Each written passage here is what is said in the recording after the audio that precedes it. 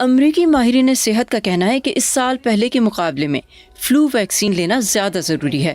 امریکہ میں وبائی امراض کی تحقیق اور ان کی روک تھام کا وفاقی ادارہ سینٹرز فار ڈیزیز کنٹرول یا CDC 6 ماہ اور اس سے بڑی عمر کے تمام افراد کو فلو ویکسین لینے کی تجویز دے رہا ہے۔ We anticipate that there will be some people coming up. اس بات کا امکان ہے کہ کچھ افراد کو بیک وقت کووڈ-19 اور انفلوئنزا دونوں ہوں گے، جو ظاہر ہے انتہائی خطرناک ہوگا، اور ان میں سے ایک یا دونوں سے اموات کا خطرہ بڑھ جائے گا۔ لہٰذا ہم انفلوئنزا اور کووڈ سے بچنے کے لیے جو کچھ بھی کر سکتے ہیں یقیناً کرنا چاہتے ہیں۔ دونوں سانس کے نظام کو متاثر کرنے والے اور مہلک ہو سکنے والے وائرس ہیں، جبکہ کرۂ ارض کے شمالی حصے میں فلو کا موسم سر پر ہے۔ اس موسم سرما میں ہم اس صورت میں داخل ہو رہے ہیں جیسے ہمارے ہاتھ بندھے ہوں۔ ہم ایسے ماحول میں کام کر رہے ہیں جہاں ویکسینز پر اعتماد کم ہوتا جا رہا ہے۔ CDC کے مطابق کورونا کی وبا کے دوران مدافعتی ٹیکے لگوانے والے بچوں کی تعداد میں بڑی کمی ہوئی ہے۔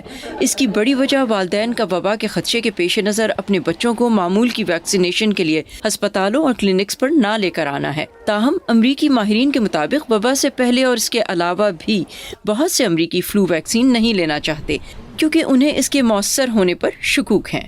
ادارے کے مطابق پچھلے فلو سیزن کے دوران انفلوئنزا سے مرنے والے 80% بچوں کو ویکسین نہیں دی گئی تھی، اور ڈیوک یونیورسٹی کی تحقیق سے پتہ چلتا ہے کہ 2018 میں صرف 1/3 بالغ امریکیوں نے فلو شاٹ لیا۔ یہ میرے لیے پریشانی کا باعث ہے کہ جو کمیونٹیز کووڈ سے سب سے زیادہ متاثر ہیں وہ فلو سے بھی زیادہ متاثر ہوتی رہی ہیں، اور ہم جانتے ہیں کہ ان کمیونٹیز میں ویکسینیشن کی شرح کم ہے۔ ان کمیونٹیز میں بچے، حاملہ خواتین، عمر رسیدہ افراد اور سیاہ فام اور دوسری اقلیتیں شامل ہیں۔ چونکہ فلو اور کووڈ-19 کی علامات ملتی جلتی ہیں، اس لیے ڈاکٹرز کے لیے ان کے درمیان تفریق کرنا بھی مشکل ہو سکتا ہے۔ ڈاکٹر گریگوری پولینڈ کہتے ہیں کہ ان امراض کے خلاف دستیاب معلومات ان کے خلاف ایک مؤثر ہتھیار ثابت ہو سکتی ہے۔